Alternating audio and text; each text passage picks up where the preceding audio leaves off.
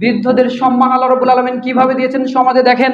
রাসূল সাল্লাল্লাহু আলাইহি ওয়াসাল্লাম বলছেন, ইন্না মিন ইজালিল্লাহ ইকরামান জিসাইবিল মুসলিমিন, কোন বৃদ্ধ মুসলমানকে সম্মান করা আল্লাহকে সম্মান করার সমতুল্য। সুবহানাল্লাহি ওয়া বিহামদিহি। বিষয়টা কিভাবে নিচ্ছেন জানি না। যারা আজকে আমাদের মুরব্বী ইকরাম রয়েছেন তাদেরকে এত সম্মান দেওয়া হয়েছে যে তাদের সম্মান দেওয়া মানেই হচ্ছে এক প্রকার আল্লাহ রাব্বুল আলামিনকে সম্মান দেওয়া। অথচ আজকের আমরা যুবকরা টিচারদের সম্মান দিতে চাই না, স্টুডেন্ট যারা রয়েছে তারা টিচারদের মূল্যায়ন করে না, যারা আমাদের যুবক শ্রেণী রয়েছে তারা আমাদের বড় যারা মুরব্বী হয়েছে তাদের কথায় কেয়ার করে না, ইচ্ছা মতো দুনিয়া চলার চেষ্টা করছে।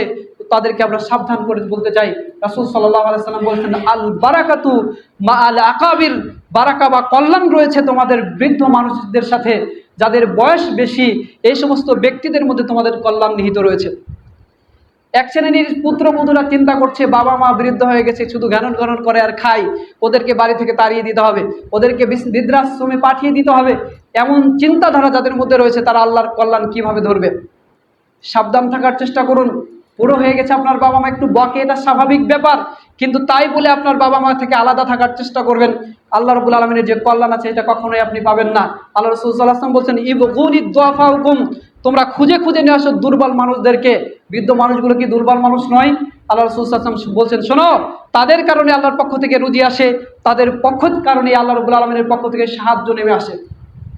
তাহলে আপনার বাড়িতে যদি বৃদ্ধ বাবা মা শ্বশুর শাশুড়ি অন্য কোনো ব্যক্তি থাকে, তাকে যদি আপনি প্রশ্রয় দেন, আপনি মনে করবেন যে আপনি কল্যাণের মধ্যেই আছেন। তাদেরকে